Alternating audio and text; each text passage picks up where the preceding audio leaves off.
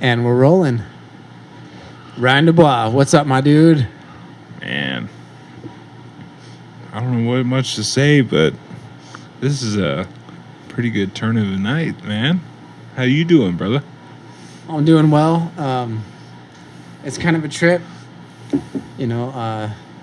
deciding to do a podcast or whatever, but I wanted to do an episode, just have a conversation, kind of catch some lightning in a bottle. Anybody listening in is kind of like a fly on the wall.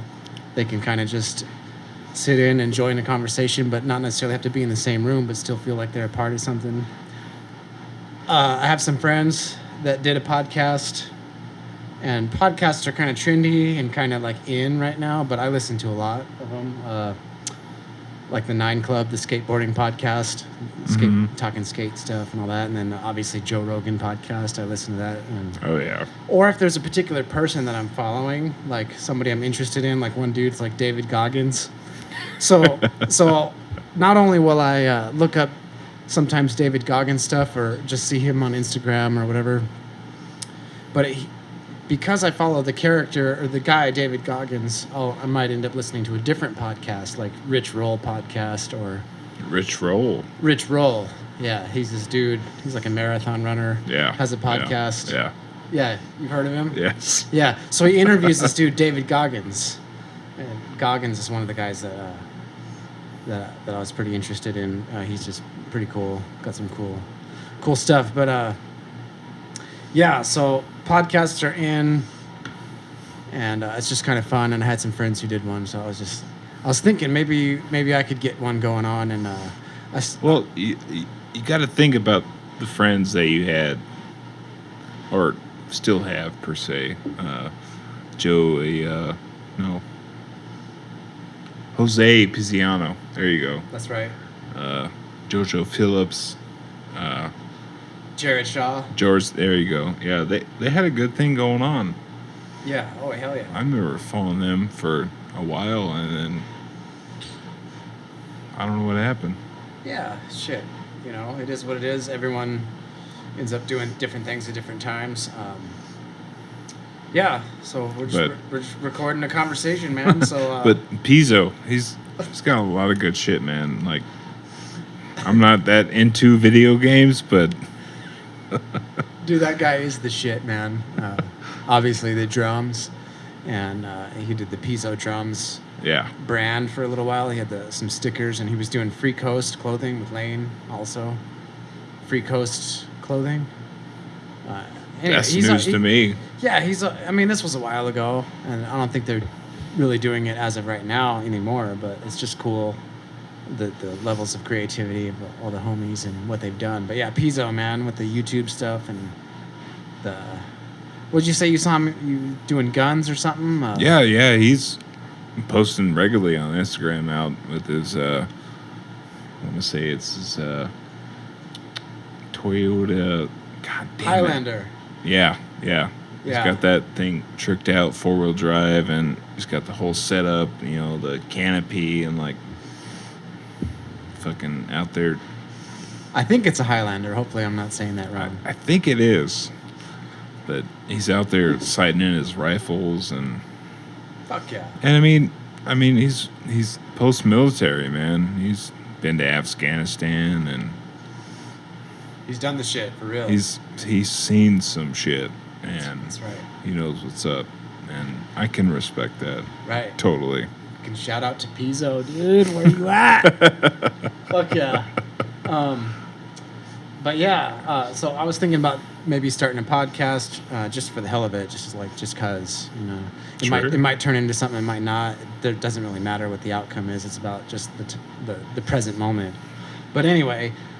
The point is, I wrote down a list of people that I was thinking about that would be an interesting interview, and also just to catch up, have an opportunity to catch up with somebody, and if at nothing else, this is a platform to have just a cool conversation with somebody and capture some lightning in a bottle. So anyway, episode 1, Orange Curb Podcast, fucking Ryan DuBois.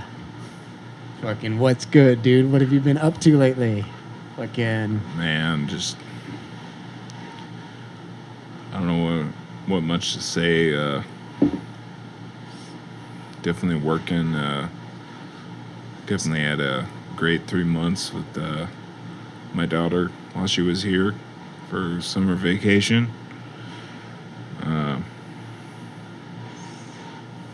Right on, dude. Kind of interested in hopefully a future female figure. Oh yeah, that's right. I don't know what to say, man. Just So for those who don't know, what kind of work are you doing lately? working surgery, man. Or even those who do know, like even me, I'm curious. It's not even about like some hypothetical listener, but tell me what the fuck you've been doing lately. So you do surgery. Yeah, I do surgery, knee replacements, hip replacements, orthopedic trauma, ankle fractures, any kind of bone fractures. If you break it, we fix it, man. So you're a people mechanic. Yeah, pretty much. That's awesome. Some days are better than other, but we get by day to day, and I enjoy trying to, make people's lives better, and it is what it is, man. Like, Right. if you're broken, I'm here to help you, and I do the best that I can with me and my teammates, and Dope. it is what it is, man. So, I mean, it's kind of hard to start, but I mean, you've come a long way with this. I mean, it's been a while, right? How long have you been practicing this career field or this craft that you're doing? Shit, I graduated school in 2013, so about 8 years now. Right. Right. So, what kind of school is that? Like, going from high school to like going to this kind of school, like, how does that even come about? Like, It was in a associate's of science degree with a specialty in surgical technology, and so it's basically your science and math, English, history. It's your basic 2-year degree, and right, like all your gen ed classes. Exactly, And maybe yeah. a handful of electives. Was there Yeah. anything that was geared towards surgical tech? Or? yeah, physiology and anatomy. That's what's up. Yeah, Like those were the main two, especially anatomy and surgical. What's the word? God damn it! Can't think of the word. like the 101 of surgery, like the basics, like terminology. Or, Terminology. There it is. Yeah. Nice. Yeah. So there's literally a lot of terminology. It roots back to the Latin pretense of,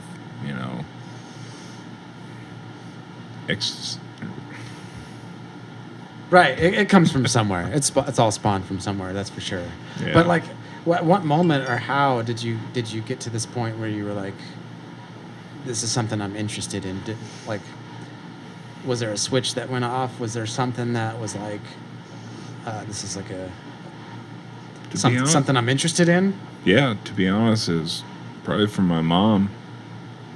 She's been a nurse since '96, and she's gone a long ways with that since then, and kind of just felt right, Right. Our parents are one of probably our number one influence. And, Yeah. Whichever way that the cards are dealt for an individual will kind of give you the outcome. But you've had some good parents to take influence from, and obviously, like, your mom was in the medical field, or is in the medical field, Yeah, still and is. so she kind of swayed you that way. But I mean, you could have taken any direction, maybe within medicine or healthcare. But what is it about surgery that grabbed you, or like what? Dude, it it's literally like working on cars. Like, So my analogy, people mechanic, really fits. yeah. You work on people and you fix them. Yes, it's literally that. Like, Awesome. you can take something that's broken in any way, shape, or form, and you can turn it right around and make it healthy. That's awesome, dude. I mean, what Like- a positive thing to be able to do for people. Like, you know, that's a lot of people get into healthcare just for the money, and it's, to me, it's quite bullshit. Like, if I didn't do it for any other reason, not from my mother or any other, influence, but I really enjoy getting in there in the OR and really trying to change people's lives. It's really a good thing, man. That's something special, man. Hell yeah. God forbid me or anybody else ever need Ryan as a surgeon, but fuck, if I was gonna have someone working on me, I'd want someone who cares, someone who's there to actually fix people, and not someone who's just there for the money. No. So the last couple of statements that you said, I can really appreciate that. Yeah. Even just to empathize for anybody who would go through surgery, to have that person in their corner on the other end who's really there for them. And I've had fluent contacts that I've known over the past year or two that needed surgery, and they came to me, not necessarily me, my Through your boss, program or yeah, whatever. the two surgeons I work for, but they wanted me included in that surgery. Right. And they have had great outcomes. Awesome. So That's the shit, dude. Well, we really appreciate you sharing. Now, to completely switch gears, you've been shooting some guns lately. oh yeah. I know you've been shooting some fucking guns lately. So let's talk a little bit about that. Like, what kind of guns are you shooting? You go, like, weekly, or, like, where are you going? Try to go once a week. Kind of depends on weather and ammo availability, of course. But the biggest one is skeet shooting, trap shooting would give you. So it's shotguns and throwing them clay pigeons. So you're chucking some clay. So there's, like, a plastic? Or, Yeah, they're like, semi-plastic? What kind of they're thing? they're a biodegradable. Like, and, the clays themselves. Yes. Yeah. Yeah. But the thing that you fucking sling him out there with, what is that called? It's just like a thrower or something? Well, It's like a flexible... we made a mountable clay thrower on a piece of plywood. And that's worked well, but it's a pain in the ass to load up in the truck. And so we kind of resorted back to just using hand throwers. So it's just a thrower where you slide the clay pigeon in, and it's got two joints, and it cocks back, and you just whip it out. Right. And you try to fucking shoot it. So your homie has a shotgun, and you have the clay thrower, and you just chuck one out there. And Yep. Well, I mean, we both got shotguns. We got multiple shotguns, but nice. And you're referring both as you and Hollis, right? So shout out to Hollis, man. Yeah. And Hollis. We're gonna have Yeah. him on here for sure. Yeah. Absolutely gonna have him on here. He's the what is it? Buckshot Kid? I think we kind of came up with nicknames for each of us. Yeah, Buckshot Kid is Hollis. I'm Boomstick Bubba. Oh yeah. Oh god. And then my daughter is Shotgun Sophie. Oh, sick. And your truck's the battle bus. Yep. Yeah. And your old truck back in the day was the Death Wagon. Death Wagon. Man, I miss that truck. It was a good truck. Oh yeah, that was priceless, man. Fucking priceless. We had a lot of memories in that damn truck. I think one of my favorite memories is we were at Sonic the drive-in, and you pull up, and you can either go through the drive-thru or you can park at the little stalls. But so Ryan parks at the stall, but he shut the truck off, and he realized the truck wasn't close enough to press the button. So he's like, he starts the truck back up to inch up a little further, maybe another foot, a couple inches or whatever. But he starts the truck up violently, floors it, and like leaps forward instantly within a split second. 1 foot, slams on the brakes, throws the truck in park, shuts it off like nothing ever happened. It was like Perfect. so perfect, but at the same time so obnoxiously abrupt and chaotic, and yet you pulled it off. Man. Amongst many other memories in the Death Wagon. I miss that truck, bro. I really do. So what kind of truck was that? It was a black, like Ford? It was a 1993 F-150. And I was gracious enough to have it handed down to me from my grandfather. Awesome. Yeah. And it had a red interior, loud system. What'd you have in there? I had two 12-inch Sony Explodes. Sick. And not to mention the system. Okay, so the Death Wagon was probably the last system that you had, right? Prior to the one you're rocking now? What do you think? Did you ever have a vehicle in between where you had like some dope bumps? Nope. So Literally, that was the last vehicle I had with any kind of sound system, subwoofers, anything until the truck I'm driving now. right, okay. So you've had this contrast of having some sweet sound and then going a long time without it. So now you have some fucking sweet sound again. So let's hear about this new shit you got going. Well, you've heard it. I mean, It's fucking ridiculous. What's in there? well, first of all, it's a 1999 Chevy Tahoe. Fucking Chevy V8 Shout all out the way. that Chevy thing. Yes. And literally stock speakers in the doors.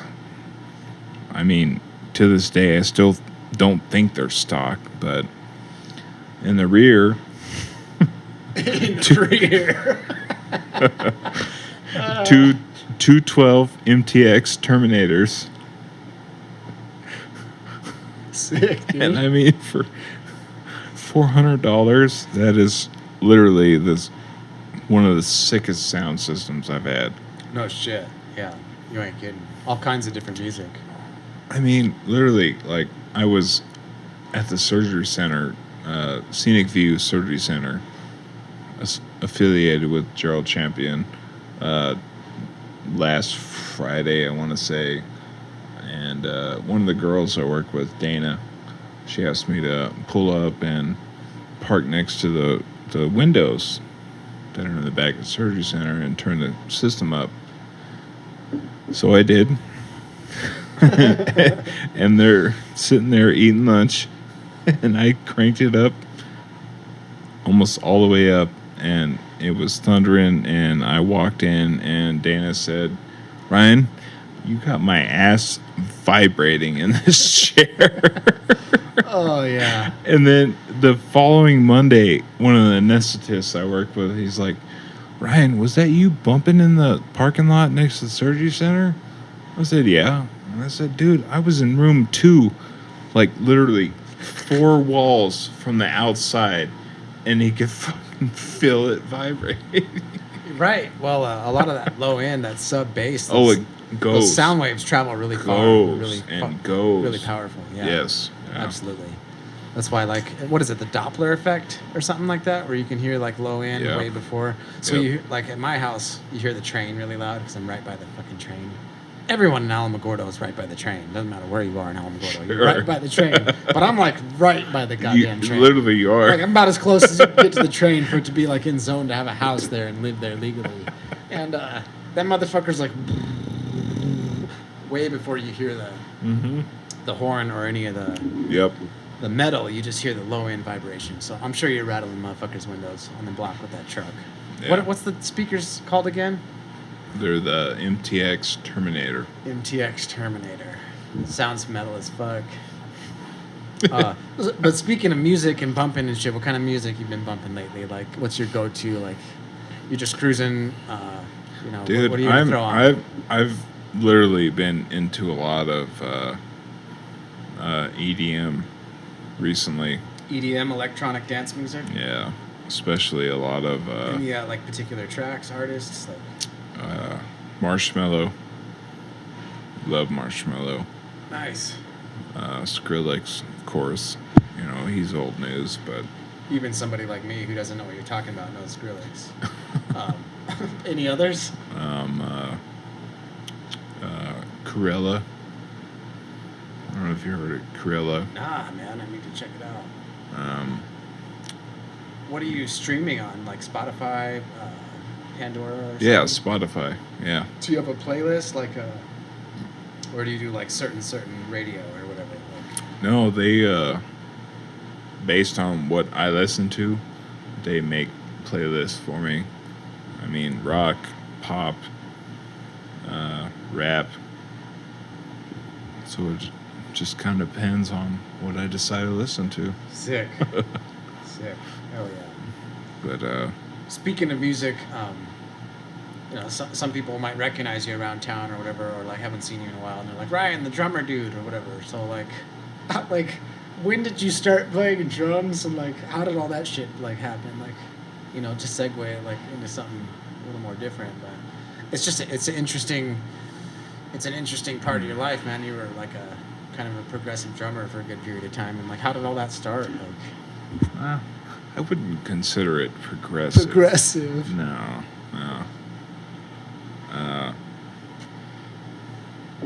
Shit. Right, my bad. I don't mean to put a No, label on you're it. good. Like, not that it was a label on it, but I'm just talking not necessarily progressive like a genre, but I'm talking someone who pushed the envelope from the average in Alamo. I'm just saying, like, you might not feel that way, but like, because it's hard to, you're always your own worst critic, and it's hard to give yourself any credit because you're humble.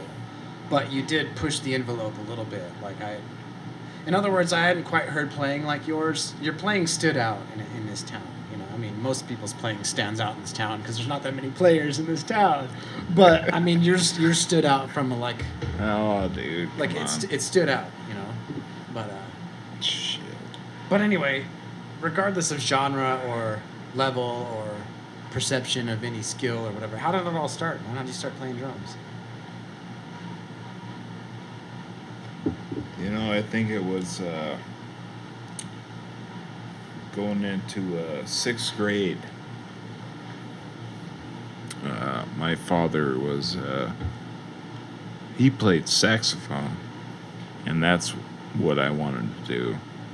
You actually played sax for a Yeah, while. I did, yeah. And so I went with that for a while. In school? Yeah. And literally, for seeing the first time, God, I don't even remember the name of the guy that was playing, but he was on that drum kit. At school, right? Like middle school? Yes. Chaparral? I think it was Matthew Schock. No shit. I remember him. I wonder what he's doing. In sixth grade. He was on the first line of percussion in sixth grade band.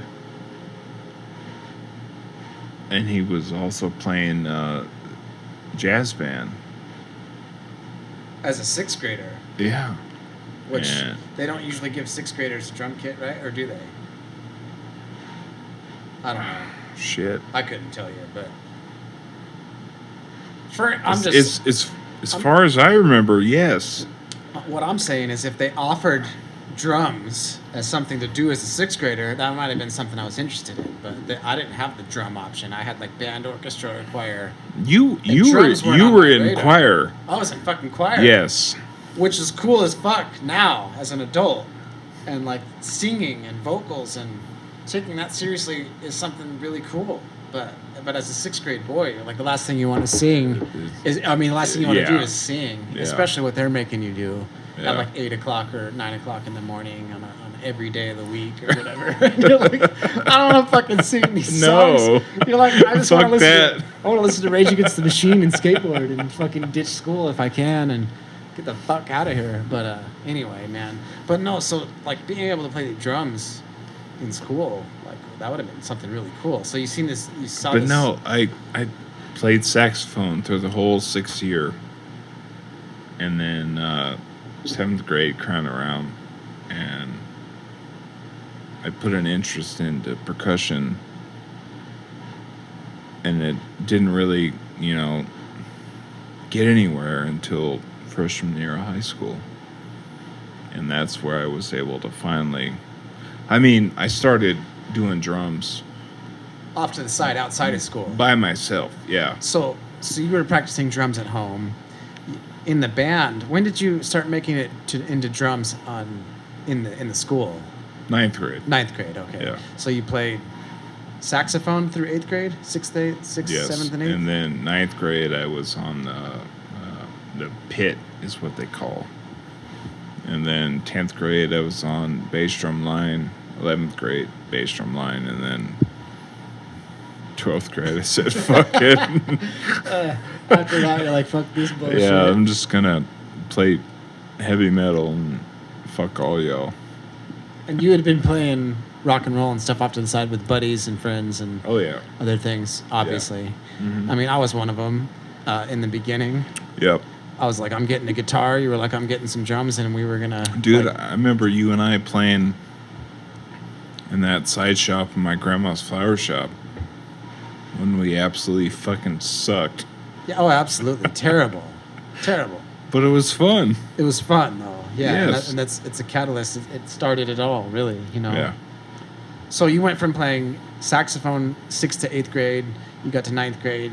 You joined some introductory level band. Maybe did like some snare rudiments and shit. Yep. Like practice pads and snares and marching band type shit. Yep. But this whole time, you had your own kit at home, and you're like playing along to your favorite records and shit. Yeah. Right?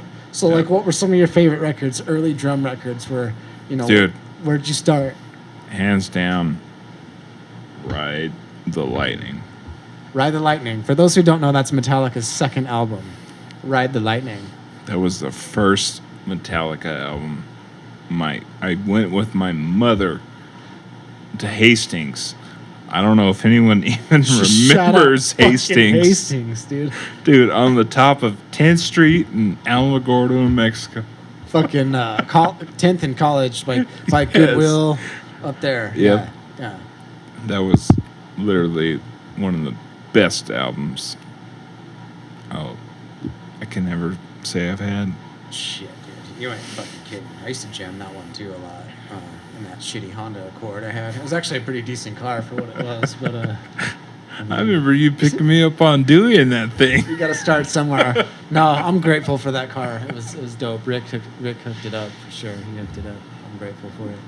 But yeah, Ride the Lightning, dude. So Lars Ulrich, right? One of your. Oh yeah. I mean, hands down. He's kind of one of the ones that started it for you, right? Like drum wise. especially after getting that album. Right. Yeah. I remember you guys playing the Black Album a lot, like you learning like Wherever I May Roam and Inner Sandman and all that, and then you started jamming with Mike and Matt Harvey. And how did that start? Just because you guys were kind of in the band, like in the school band together? How did you meet Mike? Yeah. No, so I... Because I freaked out when I first met Mike. I mean, not when I first met him, but when I first saw him play, I was like, he's like always been amazing, dude, since like day one. Like, Yeah. like he's- it's like Keith. Like, there's just dudes like Mike and Keith that, like, ever since you've ever known them, they've just been the guy who just kicks the shit out of the guitar. and they do. And, like, the whole time, it's not like, oh, I watched him get better or whatever. It's like he's always been that He's good. been that... It's like he's always been that good. Like, someone like me, you can see the progression and kind of even where I fall short. But you can see it, like, oh, Pat, this dude didn't know what the fuck he was doing, and then playing riffs, and then just in the dark, blindfolded for this longest time. But he'd write cool songs, and he just keep going and pushing, just try and make something happen, right? But I never knew what the fuck I was doing, like theory-wise. And I finally learned some theory, and now you can still see that in my playing. Like, it's like he kind of knows what he's doing, but he's kind of like, I don't know. But there's people like fucking Mike Leone and Keith Klute, man. There's those dudes every now and then where you're like, they've been that good forever. Like Mike Leone has always just kicked the shit out of the guitar, and he always will. So how did you meet Mike Leone, dude? Literally, through band, dude. He played tuba. Seriously. He was a tuba player. Oh yeah, he totally did play the shit out of some tuba. And shit, we even went through a band camp together at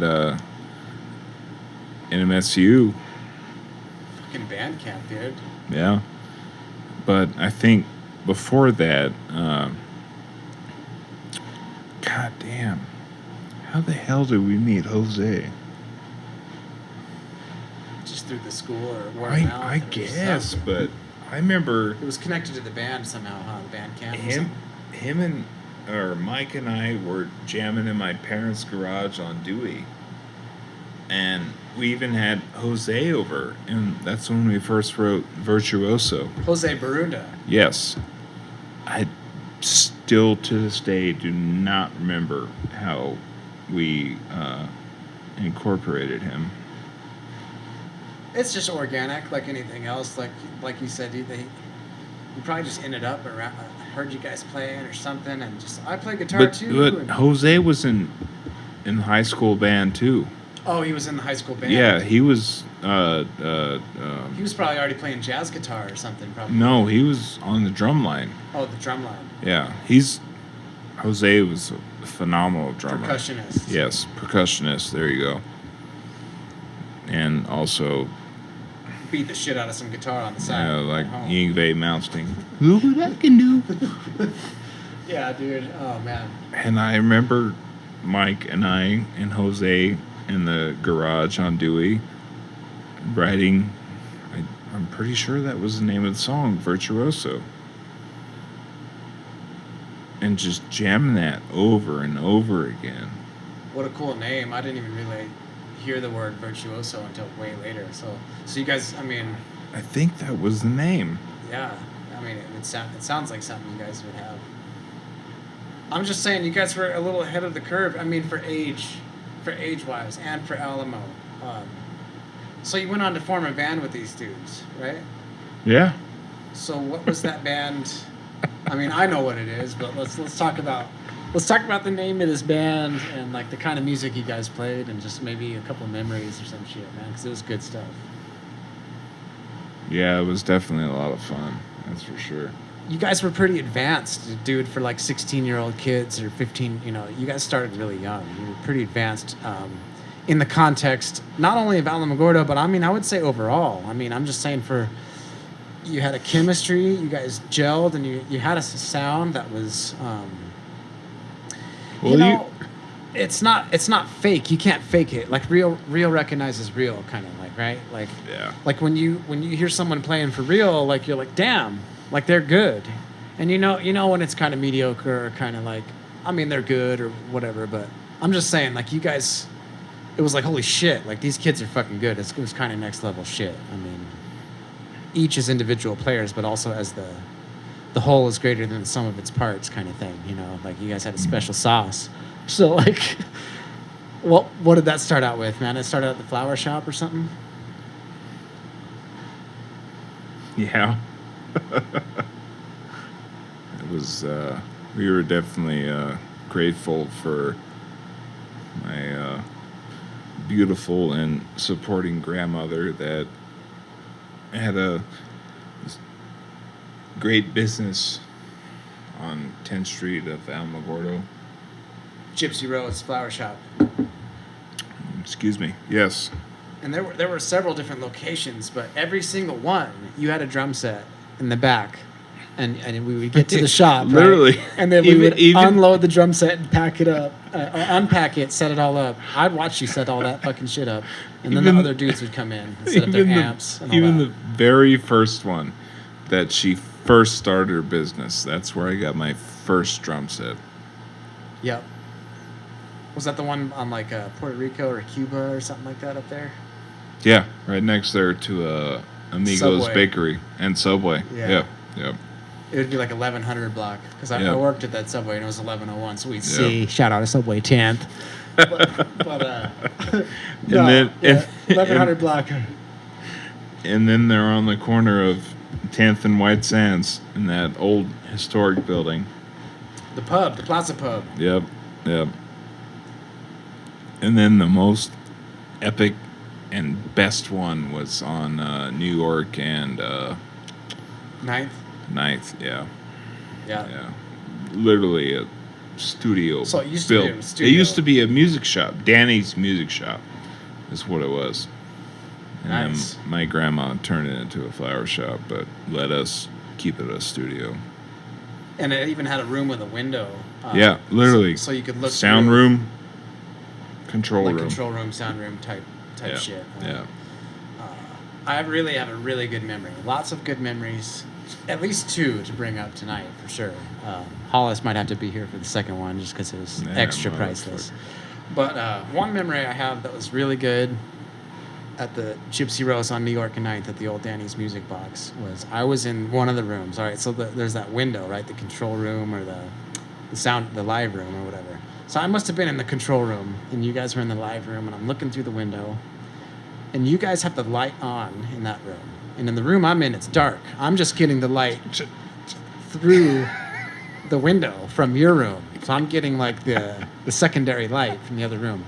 So there's a light bulb in the middle of dead smack in the middle of the room. Yes. And it's got this string, to turn it on because the light's too high to reach from the ground and there's no switch. So there's a string hanging from it. So that's how you turn the light on and off. Yeah. So you guys are fucking playing specifically. It's just only you and Mike Leone. Eternity Within, your previous band with Jose Barunda, Daniel Teller, Matt Harvey. That band was done. You and Leone were starting over from just scratch by yourselves, just writing some new tunes and also doing some covers and just jamming and just having fun and just fucking off and just whatever. Totally chill. We're all hanging out and you guys are jamming. I'm in the control room, you're in the live room. There's one light on with a single fucking chord switch in the middle of the room. And you guys are playing Slayer, Raining Blood. And you get to that part in the middle of the song where it's this breakdown. Well, right before you got there, Mike Leone is playing the whole, and you guys are hitting it pretty dope, like note for note. I mean, for the most part, within the ballpark, like nailing some Slayer to the wall, like just 2 dudes, just one rhythm guitar. I mean, one guitar, like if you had one headphone in, like it's just the drummer and one guitarist. Only half the mix, you're really kidding, but it was still sick as fuck. And then Mike gets this string from this light bulb caught on the headstock of his guitar. Yes. And you can see him shaking it, trying to shake it off. He's trying to play the song, he's still playing the song, and he's trying to shake the string loose from the headstock of his guitar. Like, get off me. But then, all of 3 of us, I swear, when you can feel when somebody else is thinking the same thing, when you have an epiphany at the same time, and you're like, you're thinking it too, motherfucker. Yep. I felt that, and I was in the other room. I wasn't even in the jam room or in the music. I'm just a fly on the wall, dude, like in the other room. And I saw the light bulb go off, and because I had the light bulb go off in my head, but I know Mike thought the same thing, and so did you.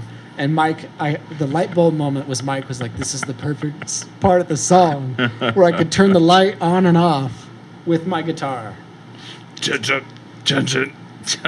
Yeah, so for those who don't know, go listen to Slayer. It's Raining Blood, right? Yep. Raining Blood. Yep. Off the album that's called Rain in Blood. Rain in Blood, yes. The song Raining Blood, it's like... Everyone knows that Slayer. Yeah. But in the middle of the song, like right in the middle of the breakdown, it's like... And Mike's turning the fucking light on and off with this his guitar. By accident, but on purpose. And it was so fucking sick and so metal. And I just love that. Like, because you guys finished the song and then we were all just dying laughing. And even my stupid ass in the other room just all, like, I can't believe that worked. Like, that just fucking happened. It was so good. It was just like you had to be there. Like, man, you're so good. You're better than I, man. I totally spaced about that, man. That's some good shit. Yeah, you have those memories where you're like, am I making this shit up?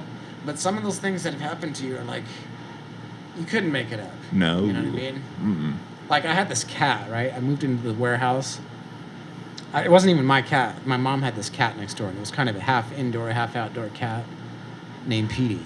Petey. I swear it was the fastest goddamn cat you've ever seen. Petey. Like Pete. Petey. With a T. Petey. Petey the cat. Petey. Petey? Or PD? Like P period D period? Like initials and shit? Or like Petey. Pete. E. No, Pete. Petey the cat. Petey. I had some fucking mice in here, right? Or you could smell them sometimes. You could smell... Because I think it was wintertime and the heater would be on, and I was like, it fucking smells weird in here. And then I'm like, oh, it's mice. Eventually I put 2 and 2 together. I'm like, it's the mice I'm smelling. Maybe they're running in the heater ducts or some shit, the HVAC or not, whatever they call it. Anyway, I told this cat, I never let this cat in my house because it was like my mom's cat next door, and also it was like an outside cat and kind of a little bit mangy. Petey.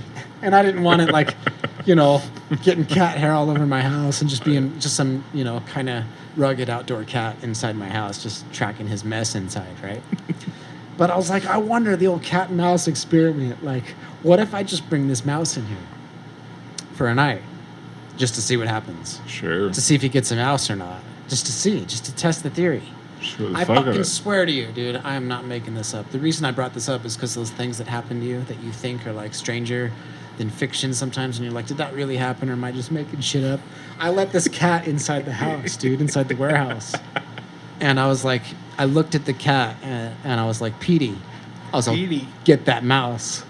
Get that motherfucker. I was like, you smell him. I mean, I'm just paraphrasing here. I don't know the exact words that I said to this cat, but I literally out loud, verbally said to this cat, I know you smell him. Get him. Get that mouse. Basically something along those lines. I fucking swear to you. I go to bed. I wake up the next day, blurry-eyed, and I look down at the floor. On the rug, there's just this one thing. And I get up close and look at it, and it's just a head. The head, a severed head of a mouse. That cat got him? No body, no blood, no trace. I'm talking cold-blooded killer. Fucking decapitated that mouse and left its head on the rug saying, yo, Pat, I got him. And I swear to you, dude, I don't remember what I did. I think I just picked it up and threw it away, like, oh my God, there's just a head of a mouse. What am I going to do with it? What are the chances of that? Not only did he kill the mouse, but he let me know.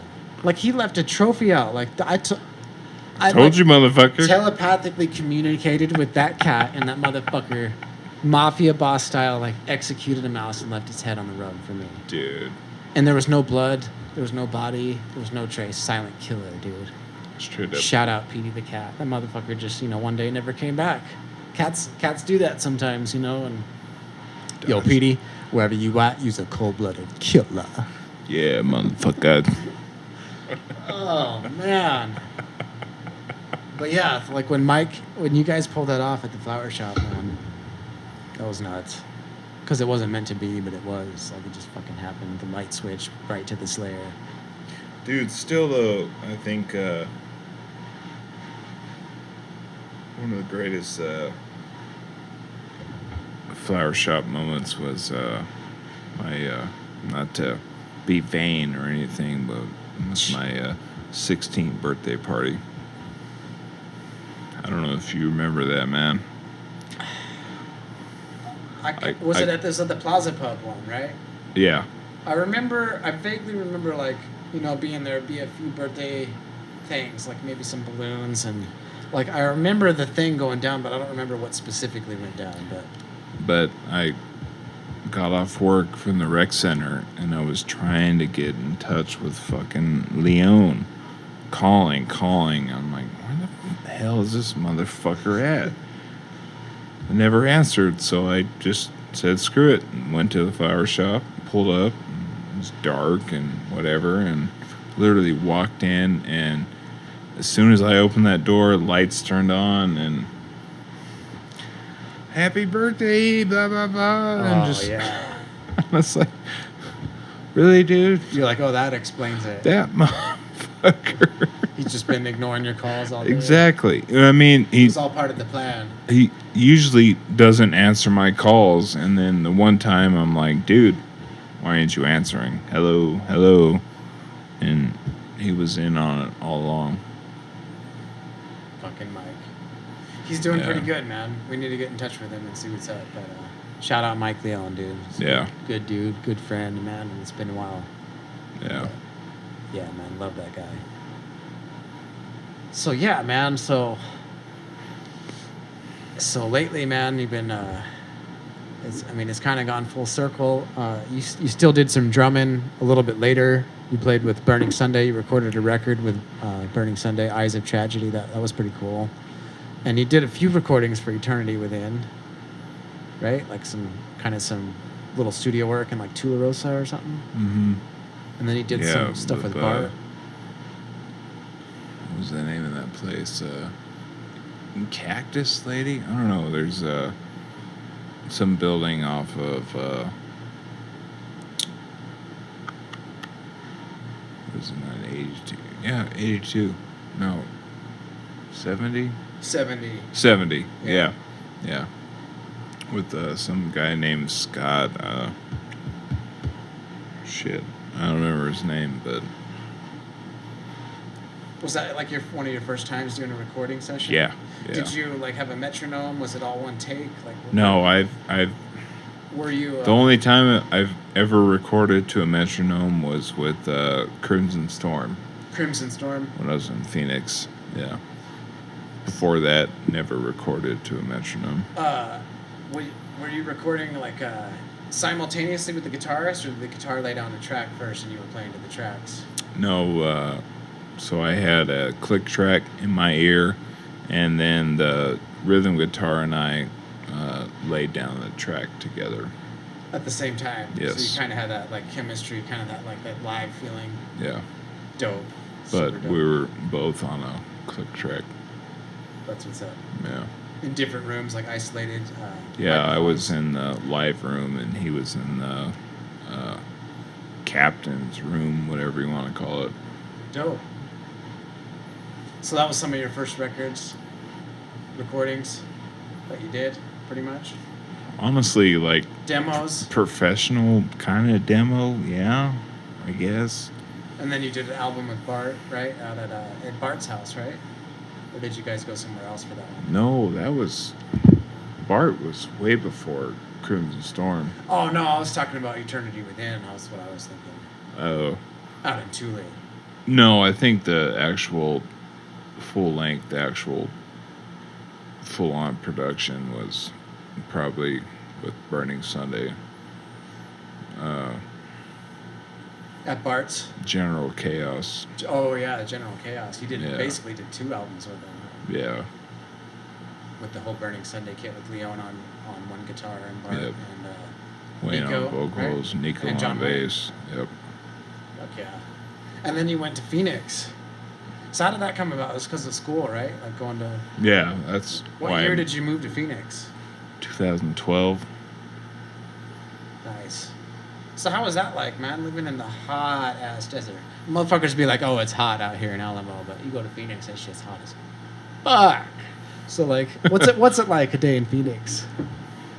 You know? Dude, I mean, yeah, it's hot ass fucking desert, but It has a lot of good things about it, right? I mean, it really wasn't that bad, to be honest with you. You just acclimated kind of after a while. The fall and the winter were Top notch. absolutely phenomenal. Like, perfect weather. So it's But, like snowbird neighborhood for sure. Like, you need to go to Well, Phoenix in yeah, the fall exactly. and Yeah. wintertime. Yeah. But, while I was in school, I befriended a few guys that were going to ASU. Nice. I wish I would have enrolled there, but man, went there just to hang out, have lunch, and like literally girls everywhere. Oh, yeah. Everywhere. Fucking bombshell after bombshell after bombshell. That's one of the big... It's pathetic to say, but that's one of the biggest things I miss about Phoenix is Tempe ASU. Right, and so you went there to find like social hour, right? To find some homies And I did, yeah. and is that how you met the Crimson Storm dudes? I actually met them through, what was the website? Bandcamp? No. Maybe it was Bandcamp, but it was a social network for online musicians. Nice. So, but why did you go to ASU? Was it when you met up with that one dude that I came out there that one time? His name was Vinny. Where'd he come from? You guys were playing some cool ass shit. Was yeah, he one of those dudes? he was actually one of the bass players in that band. Okay. Vinny, yeah. Because he was playing guitar when I got there. Maybe I'm thinking of a different guy. The time I came to record and jam with you a little bit on some of those songs we were doing, he was playing guitar, man. It was you and one guitarist, and you had a bunch of songs. No, it was just him and I. We were trying to get something together that had nothing to do with Crimson Storm. It was its own side Yes, project. yes.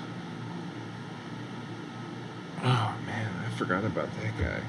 You guys were like pretty badass. Like I remember getting out there like, yeah, like we're gonna record and do some demos and shit, and then this dude was like, you guys were getting buck, and I was like, god damn, I was like, these guys are fucking sick. Yeah, you know? He was a good dude. It reminded me of you and Mike again, like from before, like when you had started over with just Mike. It was just you and one guitar, and you guys were playing some really. It sounded really full, you know.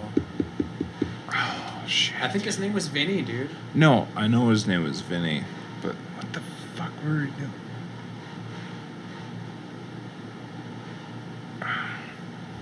Either way. I'm gonna get a beer. You need another beer? Moose. Yes.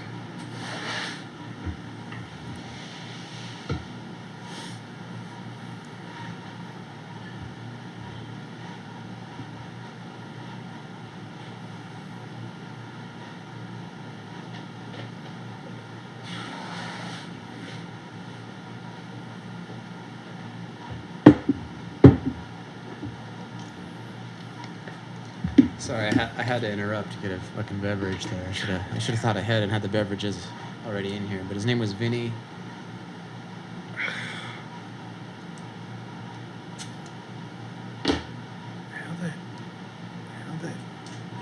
It's all good. It'll come to you, man. But you guys were doing Crimson Storm, and you did a record with them too, like a. No, I think him and I were before Crimson Storm.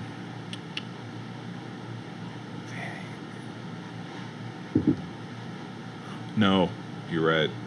He was the initial bass player of that band, and then he ixnayed and went far away. Pretty sure. And then he came back for a little while, and then like had his own music, his own songs and tunes, and it was like, yo, man, hit you up and was like, let's jam some of these. Yeah. That's cool though, man. God damn, a lot of that's fake. What I did out there. It's all good, man. It was a busy time. You were in school. A whole bunch of shit happened. You were in some bands. You did a lot of partying. Got into some shenanigans, I'm sure. And it wasn't always easy, right? At one time, like you were like kind of out, like you were like sleeping in the fucking hospital and stuff, right? Yeah. You spent a few nights basically where you had nowhere to go home to. Yeah. And you were like kind of living at work. After like not in the hospital, but you work at the hospital, so yeah. Like no, it was whenever that girl and I had going at the time just kind of went to shit. And I had nowhere else to go. So what were you at the time? What were you doing? Like you were working, and then like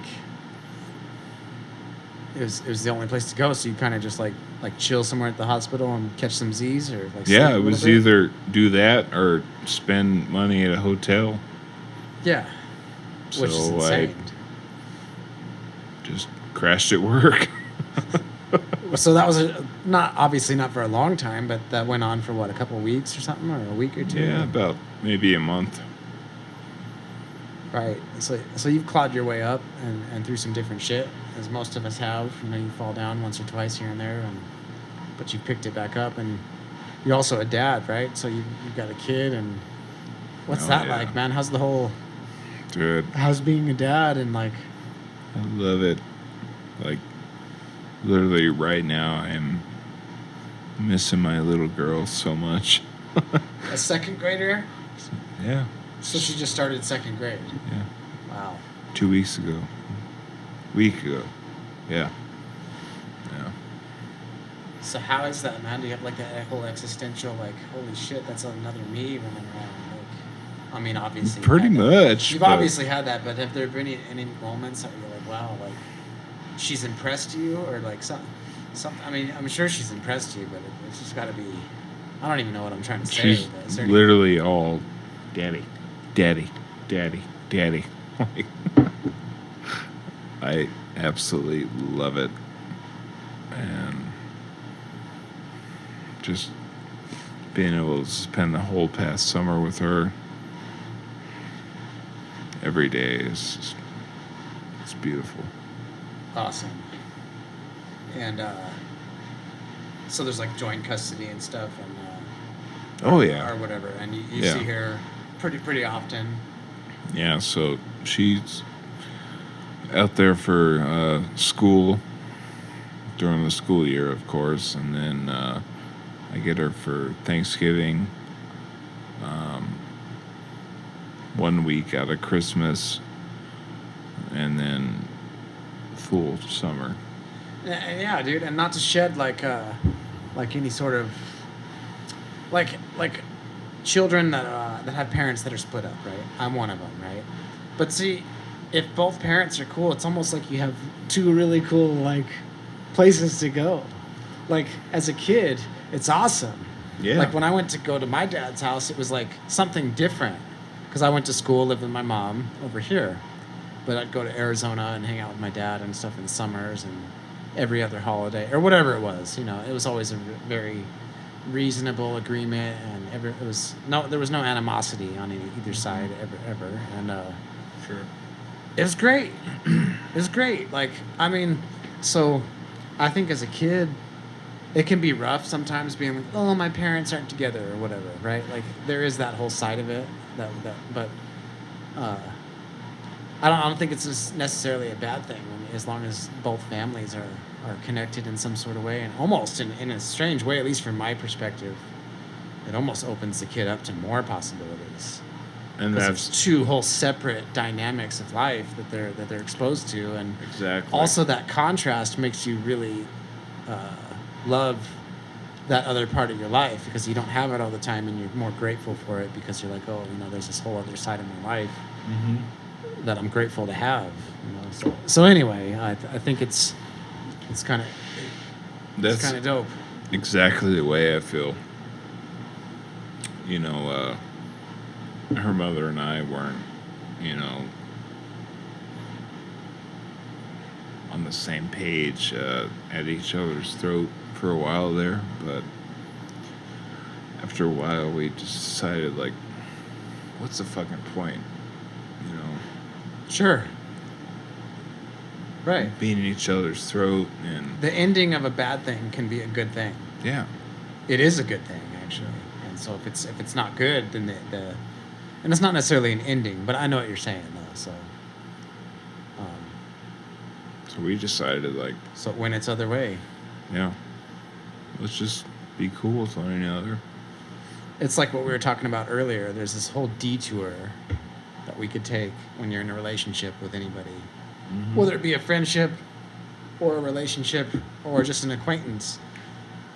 If something happens where there's a little bit of tension, you could take that detour and go on this path of tension. Or you could be like, where do we ultimately want to resolve to? Sure. You know? And it's like on a path that doesn't involve tension. Exactly. Know? And so you're like, fuck that. Like, let's just avoid going down that negative shit and get to where right to where we're going as soon as possible. That way we're on the same page. And sometimes that means splitting up or going your separate way or whatever, but you still roll with it, you know? Yeah. And it's a good thing. Let's do what's right. For the little munchkin. For the little munchkin. So what's on the horizon, man? Like, what's Ryan going to be up to in the next couple of years, you know? Like, well, I don't know if I told you, but my job is sending me back to school. No shit. I didn't tell you that? I think you've mentioned it to me, but shit, let's go over it, man. Like, what kind of school? Like, surgical first assistant school. So basically, I do what I do now, but I have further, God damn it, what's the word? Like professional development kind of stuff. Yeah. And I can help my bosses more than what I can do now. And I get RVUs, which is paid on per surgery. So I get my hourly pay on top of... Like commission per surgery. Yeah. So for every single job you do, you'll get paid on top of like your regular wages. Yeah. And you're obviously doing a lot of jobs right now. So right now you're getting paid just hourly. Yeah. But you do a shitload of jobs and you're on call all the time, right? Yeah. And so this will really benefit you because every single job you get will count as its own thing. Per surgery. Per Yes. surgery. Yeah. That shit is gnarly, okay? All right. So we think about, surgery or whatever. That's cool, man, surgery. Okay, but you're like literally fucking, like, this is graphic, you know? Like, it's graphic. So what is it like, dude? Like, opening somebody up. You've told me stories about, like, someone who's interned and people have, like, passed out, right? Because they think they want to be a surgeon and then they go in and watch. And then they get all squeamish and shit and pass out. So you have to have a stomach for this kind of shit, right? So Yeah. So what's it like? Like, is it completely silent? Like, is it the No, incisions and stuff? there's music in the background, dude. We're jamming all the time. But I mean, like, the cut itself, like, it's so... Like, I get cringy, like, when I think of skin opening underneath a razor sharp fucking blade. No, it's just... I'm, like, cringy. But, it's just a knife blade cutting open. wow. I mean, I don't know what else you want me to tell you. All right. I think... Have there been any, like, okay. So you guys are just listening to music. It's just like the workplace, right? Like, I mean, there's shenanigans. Like, I spent a lot of time in the kitchen, in the Same concept. kitchen Seriously. workplace, where you get an order. There's a ticket. You got to fulfill the ticket. You got to make sure everybody in the group, gets the order out correctly from the right person who ordered it. And I imagine behind the scenes that, like, people getting surgery, in a sense, they're kind of an order that needs to be fulfilled. Kind of. I mean, not to put it like... No, it's seriously. Not to put it lightly or undermine somebody. No. But they're like a ticket, like at a fucking fast food restaurant. It's really honestly true. Oh, shit. Seriously, you're on the schedule. You need to have this done. This is the time you're going to get it done, and here you are. Really, it's a job at the end of the day. It seriously is, dude. It's yeah. a job. Yeah, it's a lot more intense and a lot more higher stakes. High profile, whatever. Well, there's a lot on the line in legalities. But literally, it's the same fucking thing. Holy shit! Because that's what I imagined. Like, there's that show like Horrible Bosses, or is that not? No, that's a movie, huh? Horrible Bosses or Horrible Boss. Yeah, with Jennifer Aniston. No, there's another one where it's like the Undercover Boss. Undercover Boss, where the CEO of a brand or company goes undercover like an employee, but he's really the owner and has to really see what it's like on the ground floor. And that's what I imagine. It's like these airlines and shit, and these huge companies that have people's lives, like an airline, for instance.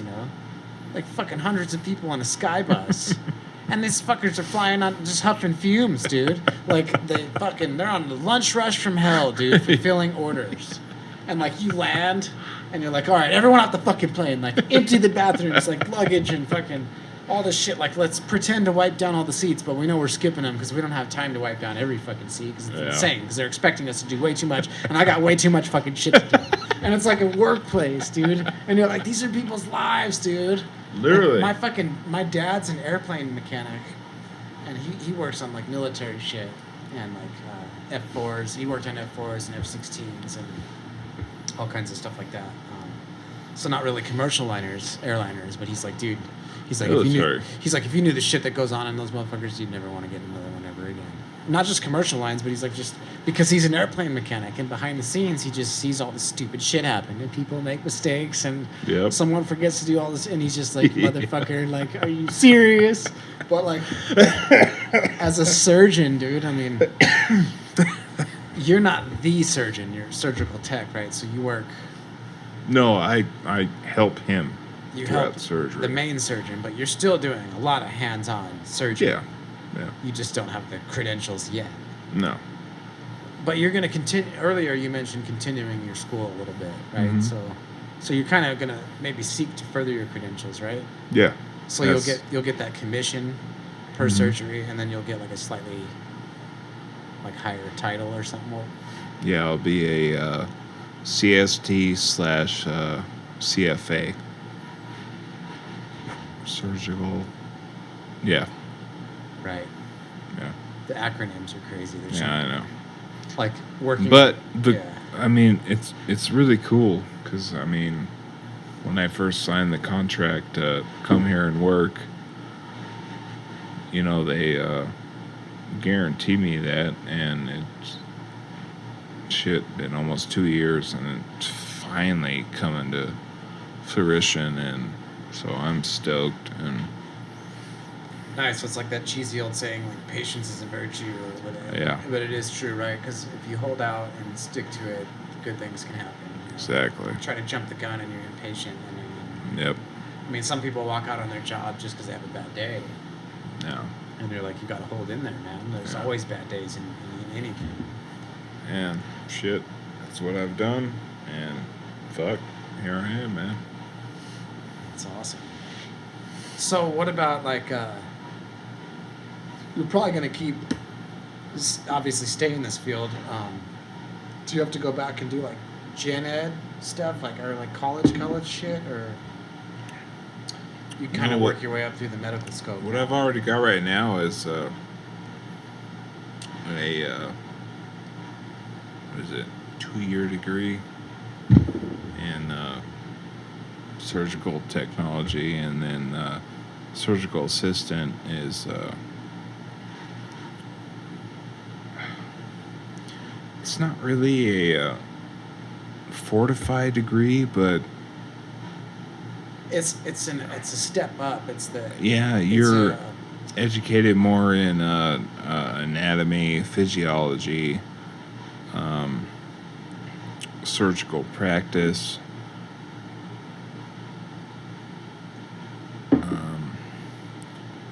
So basically, I can see patients on the floor that are in-house,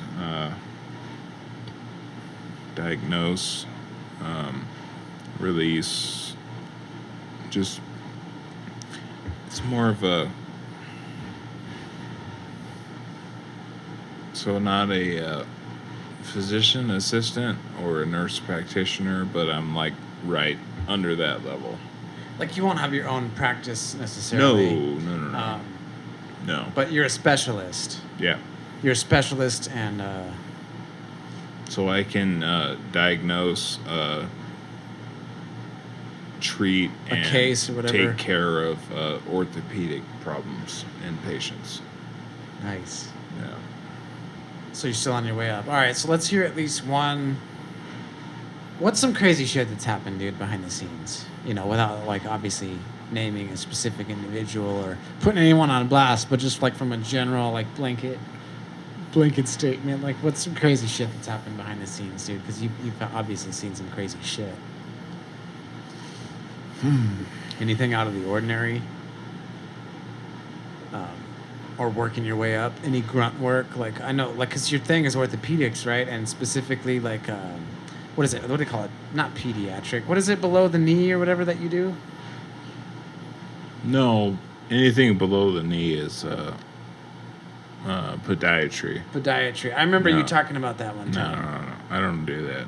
Not anymore, or ever? Never. You were never specifically associated with any one thing? Just orthopedic. In general, which means bones, right? Yeah. Anything bones. Upper extremity, lower extremity. God, I think the most gnarly thing.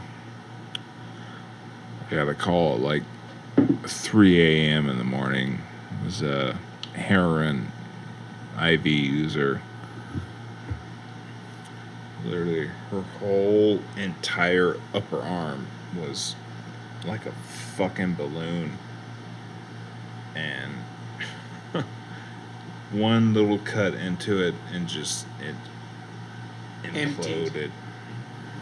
And it, you know what a dump smells like the convenience center here in town? Sure, like trash and death and everything in between. Multiply that by like 100, if not more. So I was it literally like abscess or something. Like, what was it like? No, she had gangrene. So the arm had to go. Probably. Yeah, she had dead tissue in her arm from IV injection. Heroin. It was just dead. It was dead. Holy shit. And I literally threw up in my mask, man. No That shit. was one of the worst smells, things I've seen. Just, and she was like 29, dude. Just a young person. She was a young girl, and just, But you were able to save her and fix her up, right? yeah, she was fine. Did she lose the arm? No. No, holy Surprisingly, no. Wow. Literally, like, So not only did you save her, she got to keep her fucking arm. yeah, Awesome. which was very surprising. Holy shit. And that was part of a team and stuff. Like, how many people are on there? Just you and one, like the surgeon and just you, or maybe like? No, the surgeon, myself, the nurse, and the PACU nurse, which takes the patient after surgery and transports them to either the floor or wherever they need to go. But, good dude, that was Just gnarly, huh? that was so smelly. Like, just even thinking about it right now brings back just He's that like, night. oh, we better not talk about it in too much Like, detail. It was like 2 in the fucking morning, dude, and it was a new surgeon that called it in. I was like, dude, this is not how you make friends doing this kind of shit. But I mean, he was a really cool dude. He really was. And Right. I'm sure he still is, but It's like the workplace, dude. Like, you start out as complete strangers, but you meet some friends through work, you know? Like some of your best friends or, you know, even people you stay in touch with. Do you stay in touch with anybody from Phoenix or shout out to any homies? Did you meet any friends through work that you've kept? from Phoenix. Just like from doing this kind of line of work. Like, Oh yeah, I'm sure it's yeah. opened some doors and, Yeah, and some of course. relationships and some cool people, right? Yeah, That's what I always thought was the cool thing about work. It's just like, I had a friend one time. He hadn't had much work experience, and this was a while ago. But I was like, dude, it'll do you some good, man. You'll meet some people that you would have otherwise never met. And like me, everywhere I've worked, I've met really cool people that I'm super grateful that I crossed paths with. That I'm like, if I never fucking worked here, I would have never met these people. yeah. And I mean, some of them are lifelong friends now. That I mean, especially the mill, like those people, Brent and April and Daniel, and a lot of other people that have come and gone to the Dano, people that I would have never met that are like family to me, you know. So Sure. it's meaningful to sometimes be a stranger and just start a job somewhere, and like you never know, or not just a job, but any type of personal endeavor, whatever it is. Anything else, man? Where do we go from here, man? It's up to you, bro. I've never done one of these before. So if you're out there listening and you're like, Pat sounds like a fucking idiot, Nah. give me some credit, man, because I don't know what the fuck I'm doing over here. Probably cuss too much. That's the beauty of a open podcast. Say whatever the fuck you want. Yeah, you just do it, man. Let's see. I don't even know, man. It's pretty cool. I definitely. It's definitely cool having you on. It's definitely interesting, man, to catch up and to hear all this stuff about, especially the surgery stuff, man. So. Shit. Shit's intense. It's another fucking day in the office, bro. Right, and it's just, I guess I have to see it like that. Like I work in education, which is weird to even say that. Like I work, like I even have a real job or career. Like what the fuck, me? Like it doesn't make any sense. Well, but you do, dude. I know it's weird. It's like existential crisis. You're like, how am I really, But it's a trip. It just seems like your job. Like that's a very, for lack of a better term, it just seems like a grown-up thing to do. Like, you gotta be a goddamn grown-up to cut a motherfucker open and fix it. Like, that's some pretty grown-up shit. Like, if that's not grown-up, I don't know what is. You know what I mean? Like, you're like, dude, this motherfucking leg is, like, broken and mangled, and we're gonna, like, fix it. Set it and fix it. And, like, that's what we do, man. Woo! That's intense, dude. Fucking every day, bro. Oh, shit. That's normal day at the goddamn office. Wow. Seriously. It's hard to put that into perspective, as an outsider looking in. But that's why these interviews are interesting, though, as you see somebody else's point of view. Sure. Of course.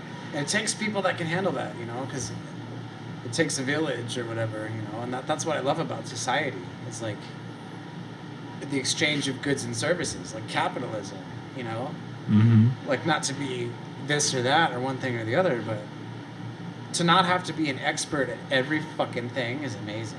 You know what I mean? Like if you want some shoes, you don't have to go make them out of raw materials off the land. Like you could just go buy some shoes, like the dentists and the doctors and the people, It's just nice to know that somebody out there can fix you up and you don't have to do that shit all by yourself, Yeah. That's why motherfuckers used to live to be like 30 years old.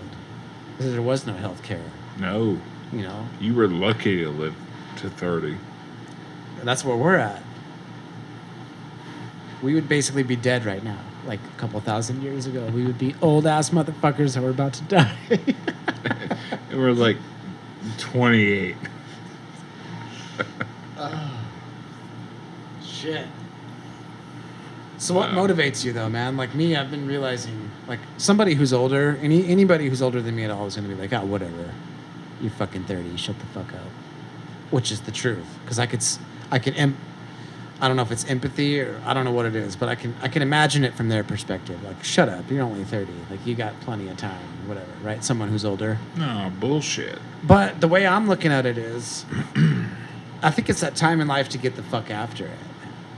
Like, you're a kid, you don't know what the hell you're doing. You don't even know who the fuck you are at all, maybe until you're 18, 20. You don't know what's going on, and then in your 20s, you're like, yeah, I can drink, now let's party, and I got my own place, and now I don't have to, and you have plenty of time to just fuck off and do stupid shit. But then, like, hopefully, maybe by the time you're 30, you're like, all right, I'm like 30 now. Like, what am I gonna do? What the fuck am I gonna do? And so me, I've been trying to get the fuck after it a little bit. I've realized how complacent I've been on certain things, and we all get complacent. But I want to kind of get the fuck after it and get it in while you can, whatever that means. So it's kind of like I've been looking at it like someone said it maybe that I've heard somewhere, but I really liked it. It's called like the path of least regret. A lot of times you won't regret the things you did do and fucked up on, right? Like failure. Like we're all gonna fail and do some stupid shit, and hopefully you learn from it, and that makes you who you are. But the path of least regret, like. So like the path of least resistance. Well. Least resistance can be good or bad. Sometimes you want resistance because a lot of times through resistance is growth. If you take the easy path, you're not going to grow. If you take the one that's uphill, you're going to learn some shit about yourself. Okay. About the struggles. But the path of least regret, I'm talking about being at the end of your life and being like, fuck, I never did that. I should have done God that. damn it. If I could only go back, you fucking asshole. Like, you should have done this. What were you thinking? Yeah. And we're all going to have things that we leave on the table that you didn't get to, because the human life is just, there's only so much you can get in a day, in a month, in a year. But a lot of us are wasting a lot of time too, right? By complacency. And that's what I was talking about myself. I'm trying to get after it a little, man. Do you have any bucket list items? If you could think, like, man, what's one of these things? Like, I made it. Like, if you could get to a point in your life where you're like, dude, I made it. I did that. Like, is there anything on your list, man, that you want to get to? And it's not an easy question, by the way. So if you don't necessarily have a concrete answer, it's fine. Like, this is a hard thing to answer. Like, the same thing for anybody out there listening. What's your bucket list? Could you name a couple of things? I mean, it's fucking hard. You know, it may sound kind of pathetic and maybe not childish, but skydiving, man. That ain't pathetic or childish, man. That's on a lot of people's bucket list. As a teacher, I ask a lot of students when we do the get to know each other in the beginning of the year kind of thing, like, what's something on your bucket list? What is one of the things you want to do? A lot of them say skydiving. Really? Even kids. Wow. And, you know, it's funny because my fucking mother did it.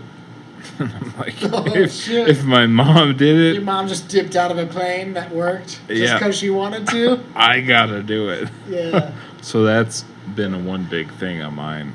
Nice. Shit. Like I said, it's not easy, man. It's just, it's interesting. It's a good question because... It's not easy at all. There's a TED Talk, bro. This dude that does one on procrastination. It's hilarious. He talks about the procrastination monkey and the panic monster and this whole way of thinking. But it's kind of funny. And at the end of it, basically, he's got a 90-year life in weeks on the screen, where it's like little boxes that represent each week of a 90-year life. And a lot of us have spent a lot of those years already. Like, if you live to be 90 years old and you checked off a box for every week, a third of your boxes are checked off already because you're like 30.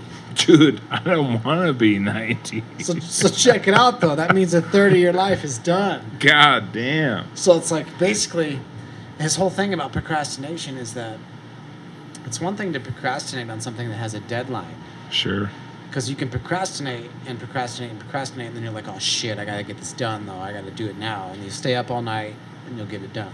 But then you're fucked. But then it might turn out right or it might not. But check it out. It's the things that don't have a deadline. Like skydiving. I never got to that one. God damn. So what are we procrastinating on that doesn't have a deadline? We have to paint our own calendar of like, I'm going to fucking put this on the calendar and go and do it. Yeah. Like, I've been wanting to go back to San Francisco to skate and to go across the Golden Gate Bridge and just to say that I did it. And the last time I was there was 10 fucking years ago. And I'm like, how much longer am I going to be able to just take off and go skateboard? Like, hopefully a long time. But I got to go. And I just, like, got in the car and went there and came back.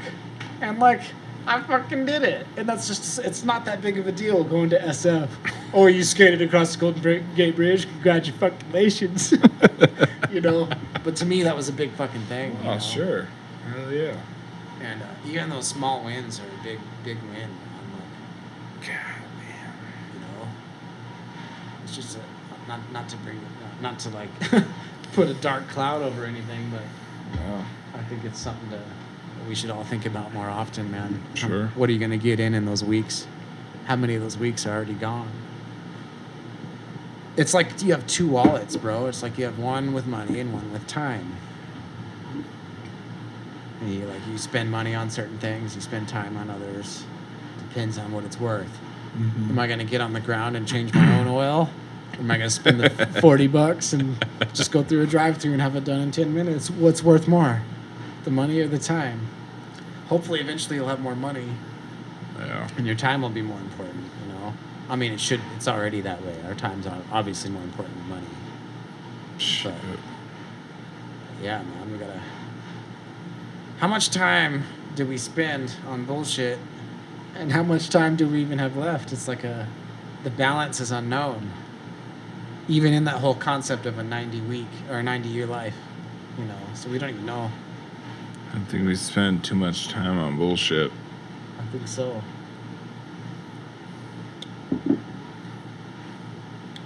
But it's all good. At least we can zoom out and realize it. But it's also good to get lost in the craft of whatever it is you're doing, you know. Because you can't do everything. No. You can do anything you want, kind of, within reason. Like, you can do anything. You just can't do everything. So it's kind of like you have to pick and choose. Mm-hmm. It's like that economics opportunity cost. It's like a basic principle in economics. Oh, like I know about economics. I don't know shit about economics, by the way. But opportunity cost, it's one of the only things I ever learned in economics that really stuck with me. But it's basically what you're doing here is what you're not doing over there. Yeah. I'm spending time with Ryan right now shooting a podcast for the first time, episode 1. But I'm not in the other room kicking it with my ferrets. I'm not working on any music. I'm not spending time with Amy, you know. But you take a slice out of your life to dedicate to certain things, and they're worth it. Would I take a refund on this moment with you? Fuck no. I'm like, money well spent. And as a currency of time, it's time well spent hanging out with you, shooting this podcast. I would never take it back for a refund. You know what I mean? Ever. That's what's cool about that whole thing. Is you got to spend it. You got to smoke them if you got them. You know. Cheers, brother. You still got some? Oh shit! You're dead. We need another one. Yeah, fuck it.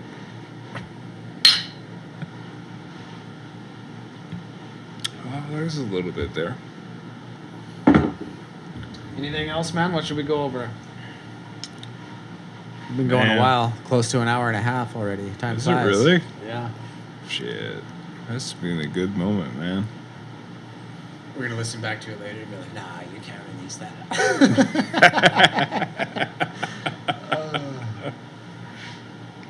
You got to start somewhere. Yeah. No. You got to start somewhere, man. This room was kind of just...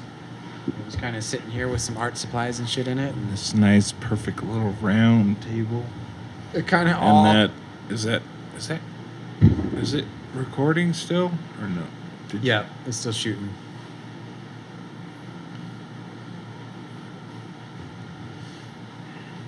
Yeah, man, it's been good, but we'll definitely have to pick this up and do it again sometime. I'm totally game, dude. This was fun. Even if it's just shooting the shit, just bullshit. It's pretty much fun. Pretty much what we're doing. Yeah. So.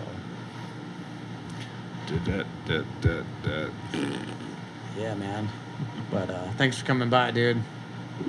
It's been some good shit. Let's go grab another beer. Call it a night. Show. Thanks to all y'all who joined in. Fucking till the next one. Episode 1 and done, son. Peace. Get you signed. Y'all.